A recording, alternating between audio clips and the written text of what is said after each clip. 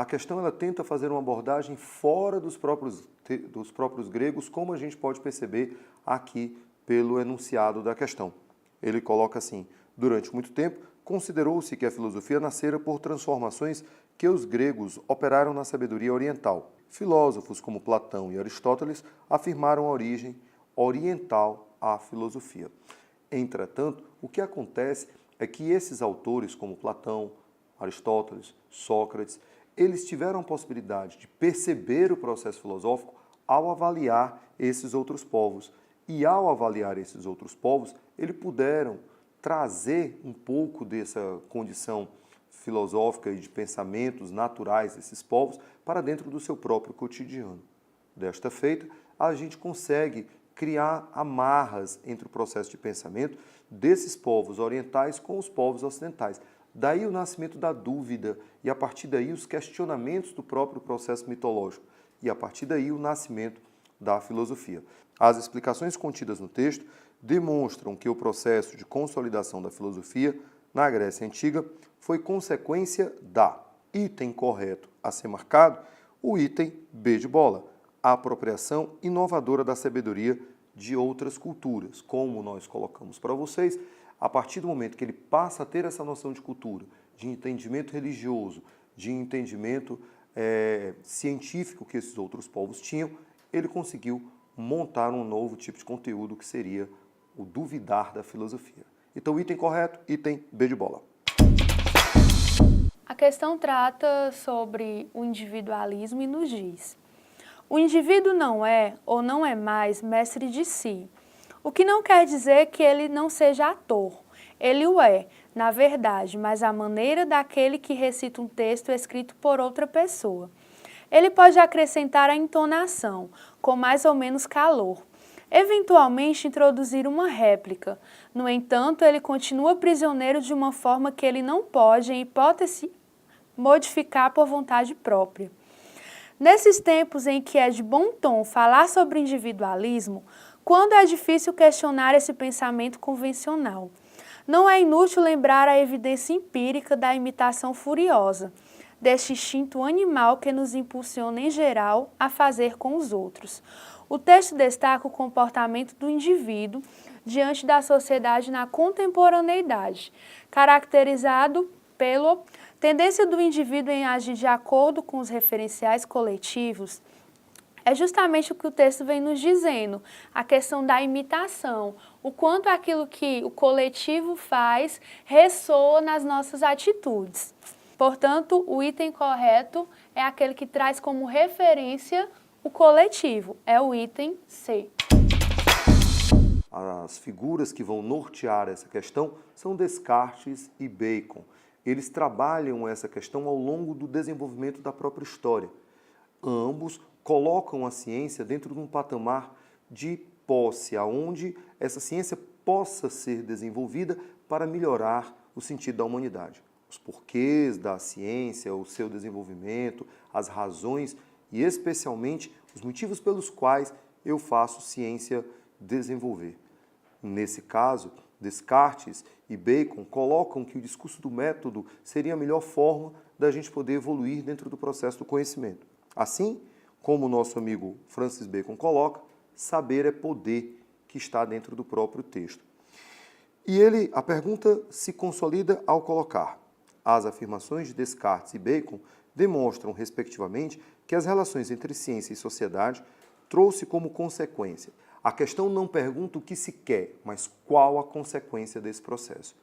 Infelizmente, a consequência do processo científico, devido à apropriação indevida de pessoas que só usurpam do poder da ciência, seria, indiscutivelmente, o item E, a degradação ambiental e a desigualdade social, que, infelizmente, a cada dia, dentro dos propósitos nos quais a ciência acaba sendo colocada, ela só tende a aumentar. Então, o item correto, item E. Oi, gente. Nós temos nessa questão uma análise comparativa entre dois textos. Um primeiro uma tirinha e depois um texto que fala sobre o cartesianismo. Vamos ao primeiro texto. É uma tirinha que fala de um diálogo entre pai e filho e diz o seguinte: Hamlet, existem apenas dois tipos de pessoas neste mundo, navegantes e não navegantes. E aí o Hamlet pergunta: de acordo com quem, pai? E o pai responde, com os navegantes. Texto 2. Quem ou o que é o outro no sistema cartesiano? Ora, o outro é um produto de meu pensamento, assim como todas as outras coisas das quais posso ter certeza racional. O outro de que falo é uma representação, isto é, não tematizo o outro enquanto outro, alteridade absoluta, mas o tematizo como um efeito do meu próprio pensamento. Em outras palavras, no âmbito de uma filosofia da representação, como é a filosofia cartesiana e toda a filosofia hegemônica, desde suas origens até nossos dias, o outro não passa de algo que eu mesmo crio no pensamento. O outro sou eu mesmo. Então a questão pede, ao longo do século XX, o debate filosófico acerca de questões ligadas à identidade e à alteridade ganhou notoriedade, sobretudo a partir do existencialismo. Com base na leitura dos textos, percebe-se que a representação cartesiana do outro segue referências próprias daquele que, ao nomear, mantém certo domínio sobre essa representação. Item correto, item E. Por quê? Tanto na tirinha em que o pai define as pessoas entre navegantes e não navegantes, ele estabelece conceitos de análise próprios, quanto no segundo texto em que ele fala que o cartesianismo, como uma proposta filosófica de conhecer o mundo, de conhecer a realidade, a partir de uma concepção própria, perde um pouco da dimensão da alteridade, de se entender e de se conhecer o que é o outro. Essa questão traz filosoficamente uma discussão a respeito da busca de se compreender o outro, a alteridade cultural, a alteridade social. Portanto, é essa que segue referências próprias daquele que, ao nomear, mantém certo domínio sobre a representação. Ou seja, ao caracterizar as pessoas que são diferentes de mim, tanto pela origem como pela cultura, pelos hábitos, eu estou estabelecendo critérios valorativos, critérios culturais que são meus e não deles. Então perde-se aí o princípio antropológico da alteridade, que é de você reconhecer o outro nas suas características, nas suas particularidades e respeitá-lo exatamente nessas particularidades. Vamos entender então por que os outros itens estão incorretos. O A. Anula as diferenças entre aquele que nomeia e aquele que é nomeado. Ele não anula, ele reforça essa diferença.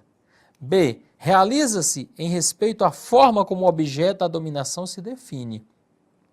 Ele não se realiza em respeito à forma. Por quê? Porque aquele que define se estabelece como um ser que domina, como um ser que está acima daquele que é analisado. Então isso, de certa maneira, está filosoficamente na origem, na raiz do preconceito cultural, do preconceito social e da dominação que existe entre as pessoas.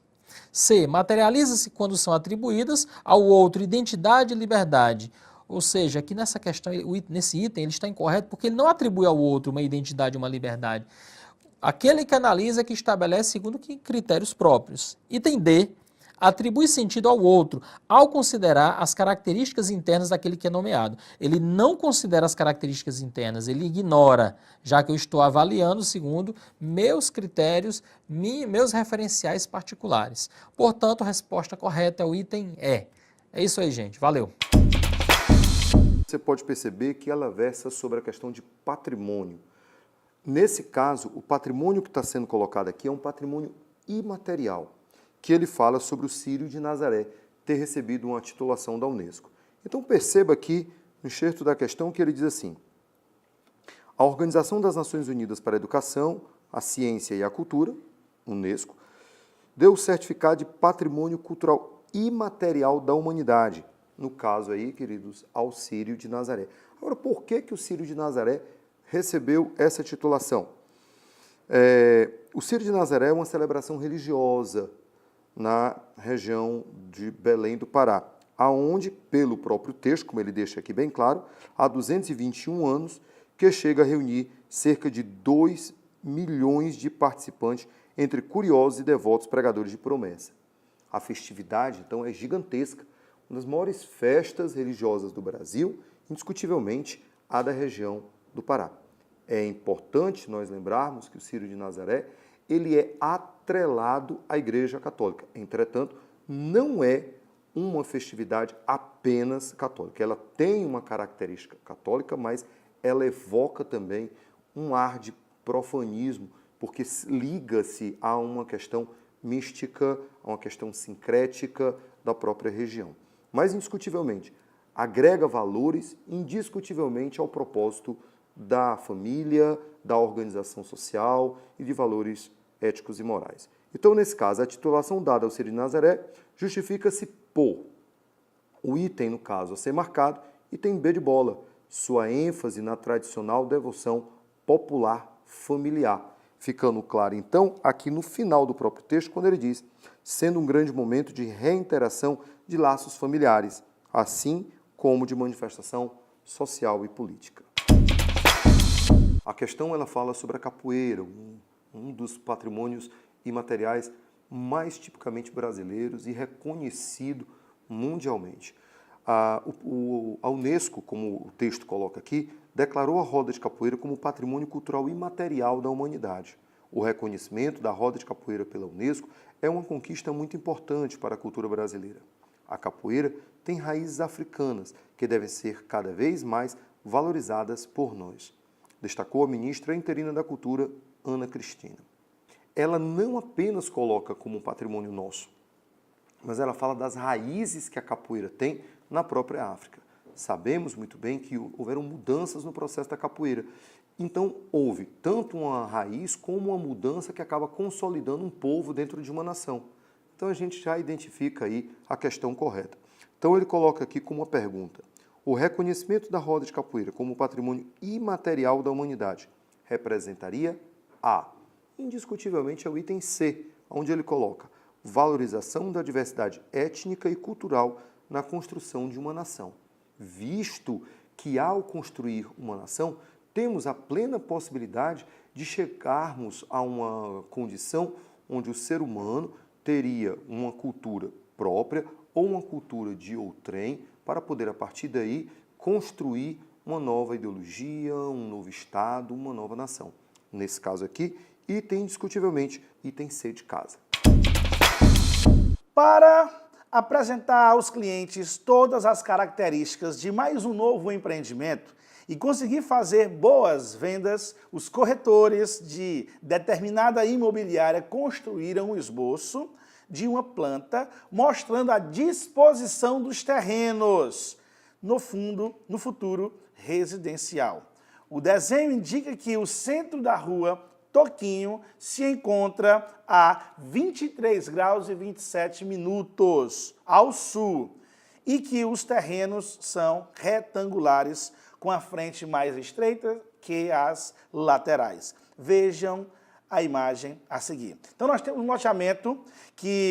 loteamento Bossa Nova Brasil, onde na rua Toquinho você vai ter a linha imaginária 23 graus 27 minutos ao sul. Então, logo entendemos que o Trópico de Capricórnio passa no centro da rua Toquinho, tá bom? Beleza. Então, em uma visita, um dos clientes fez a seguinte pergunta: o que é preciso fazer na construção das casas para garantir o máximo de insolação na frente do imóvel? Então, o corretor respondeu o quê? Galera, essa questão envolve um pouquinho sobre o movimento aparente do sol, que ele pode ser diário, tá bom? O sol nascendo a leste e se pondo a oeste, ok? Beleza? E também pode ser anual, de acordo com o movimento de translação da Terra envolvendo solstícios e equinócios, tá bom? Então, o item correto vai ser o item D, quando ele fala, ó, só terão luminosidade na frente os imóveis que estiverem voltados para o norte nos loteamentos da rua João Gilberto. Beleza? Um abraço. A história do tempo presente, somando-se a isso, a geopolítica mundial mais fortemente concentrada na Europa centro-oriental. A declaração do presidente Vladimir Putin, russo, de que a Rússia iria fortalecer o seu arsenal de mísseis intercontinentais em um numerário de aproximadamente 40, preocupando o secretário de Estado, John Kerry, revisita uma página de tensão que envolveu a bipolarização entre duas superpotências. Estados Unidos e União Soviética.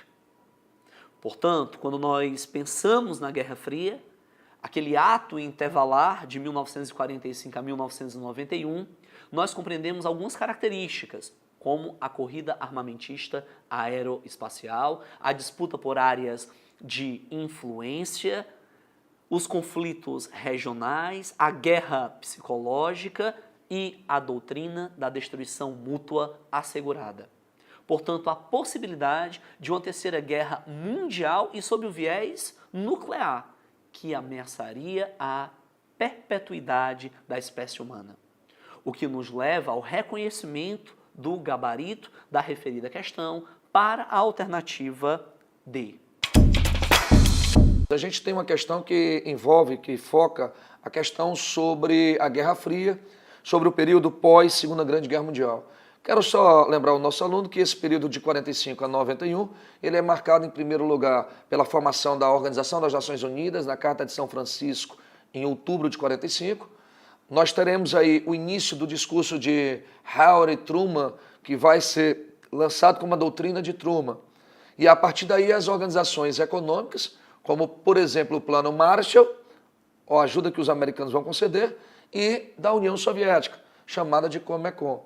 Lembremos também as alianças militares criadas pelo americano, a OTAN, bem como a aliança militar da União Soviética, chamada de Pacto de Varsóvia, criada em 1955 pelo governo de Nikita Khrushchev. Bom, na questão, ele vai falar sobre Bretton Woods, criação do Fundo Monetário Internacional, fala sobre Banco Mundial, fala sobre o GATT, hoje que a gente chama de OMC, e ele pede para que a gente fale acerca do que vai acontecer posteriormente a isso. A questão tem como gabarito o item C, que ele diz assim, ocorreu um armamentismo, Guerra Fria, corrida bélica nuclear e aeroespacial. E aí ele diz, principalmente entre os Estados Unidos e União Soviética, ok, né? Mas também em menor escala o armamentismo europeu e chinês. Nosso gabarito é a letra C. Os movimentos sociais eles são importantes para toda e qualquer sociedade, sejam sociedades fascistas, nazistas, monarquias absolutas ou mesmo as democráticas de forma geral. Em toda a sociedade, o movimento social ele dá um direcionamento se o governo está indo bem ou não e como deveria se regular. Então a gente vê movimentos espalhados pelo mundo todo, desde países onde o regime é altamente duro, a regimes onde o governo é mais tranquilo, mais aberto, as manifestações se fazem presentes. Se fosse assim, países altamente desenvolvidos, como os Estados Unidos ou mesmo a Inglaterra, não teriam movimentos sociais, e nesse caso, os têm. Então, os movimentos sociais, como o texto deixa isso bem claro, ele tem como papel indicar o próprio caminho que o governo deve atuar e como a própria sociedade pode se conter e se controlar. O comando da questão fala assim, as ações provocadas pelas multidões no mundo contemporâneo, indiscutivelmente o item a ser marcado seria o item D, são importantes agentes de transformações sociais e aperfeiçoamento de regimes políticos, como a gente vinha dando esse indicativo. O governo ele tem que passar a olhar os movimentos sociais como um aliado seu, para indicar os caminhos que ele deve seguir e qual desenvolvimento ele vai ter dentro da sociedade. Então, indiscutivelmente, item a ser marcado, item D. O movimento das diretas já envolveu diferentes grupos sociais, organizações, portanto partidos, a classe dos artistas, profissionais liberais, empresários, políticos. Podemos entender que as diretas já, em 1984, elas requeriam a retomada da representatividade. O desejo da sociedade brasileira que abandonava um modelo autocrático, intensificado nos anos de 68 a 79, e esse modelo ele era abandonado e um processo lento e gradual de abertura era aludido. Portanto, se nós tivéssemos que fazer uma boa ou didática divisão sobre esse período, que conhecido ficou como regime cívico-militar, nós poderíamos afirmar que de 64 a 67 nós temos a estruturação do poder. De 68 a 74, nós temos o período mais intenso de desrespeito às garantias e liberdades individuais. De 75 a 79, o início do processo de abertura, para que de 79 a 85 essa abertura viesse a acontecer.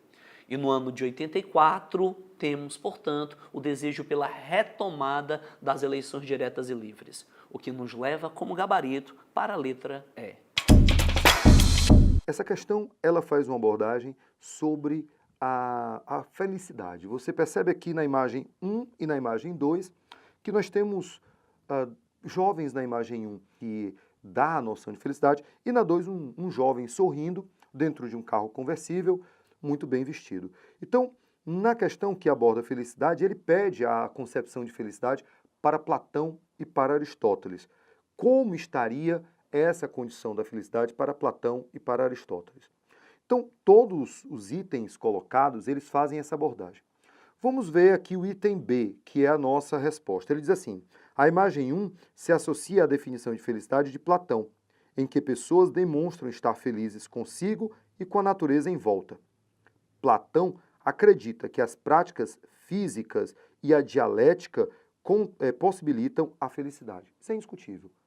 Indiscutível porque, para o nosso amigo Platão, a felicidade ela estava diretamente atrelada à condição do eu e não à condição do T. A condição do T, ela só é associada como padrão de felicidade para Aristóteles.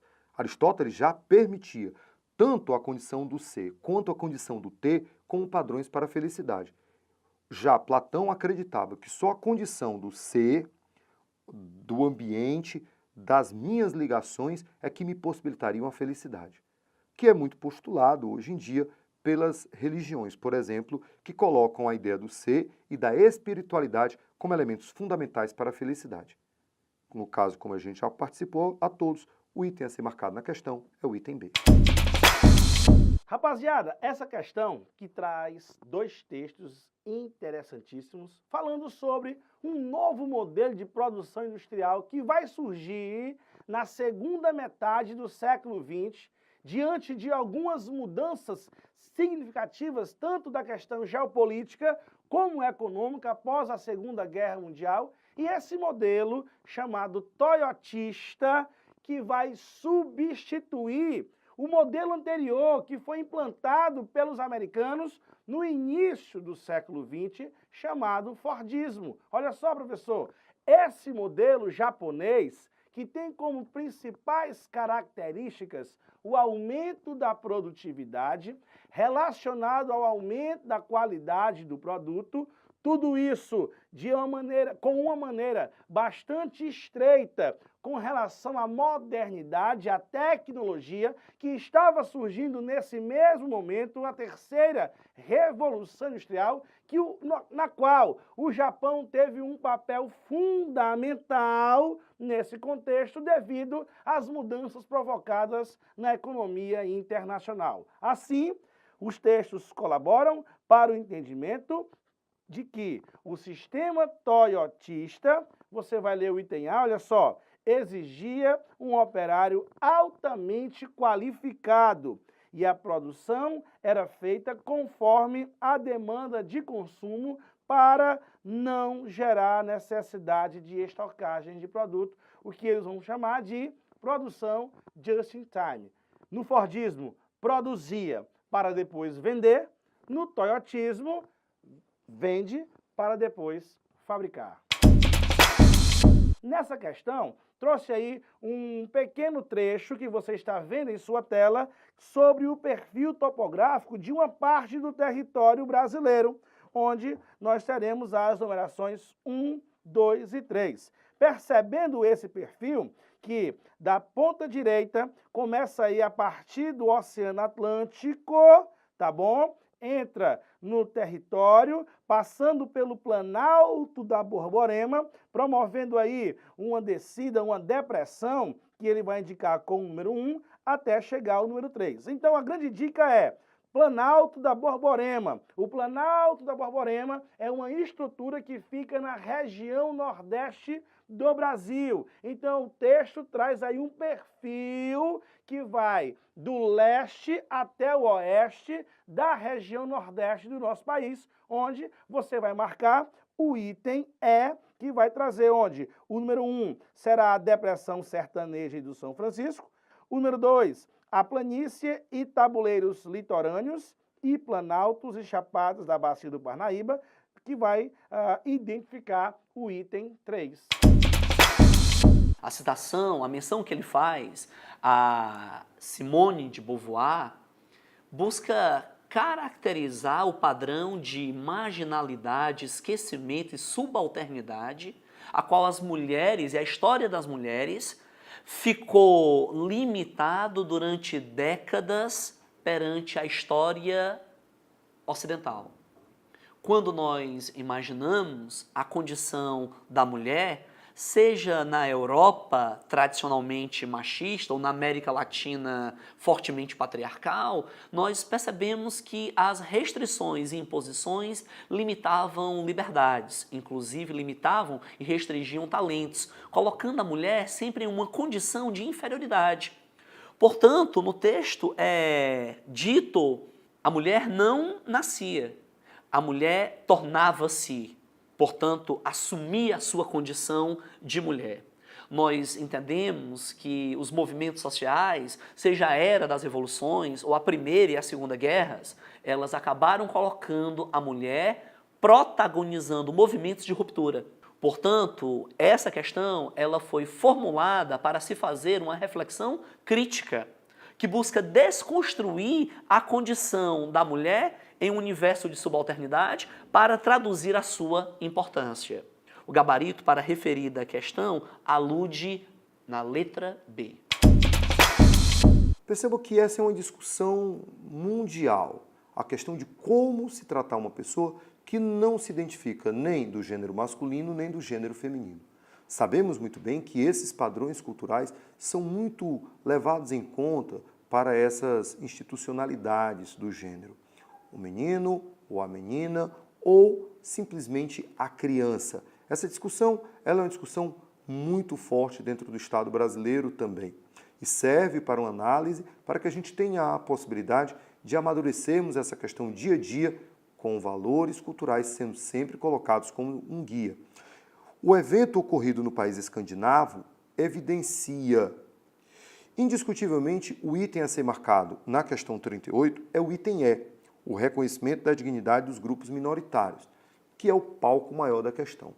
Quando eu coloco para um gênero masculino, como a questão coloca, o ran, e o feminino, rum, e um pronome hen, que seria uma criação para poder definir uma pessoa que não se vê do sexo masculino ou do sexo feminino, ele está identificando um respeito a grupos minoritários, que merecem esse respeito, que tendem a esse respeito dentro de uma sociedade e que só se garante legalmente o que as próprias sociedades já acham ético e moral. Então, indiscutivelmente, item a ser marcado, item E.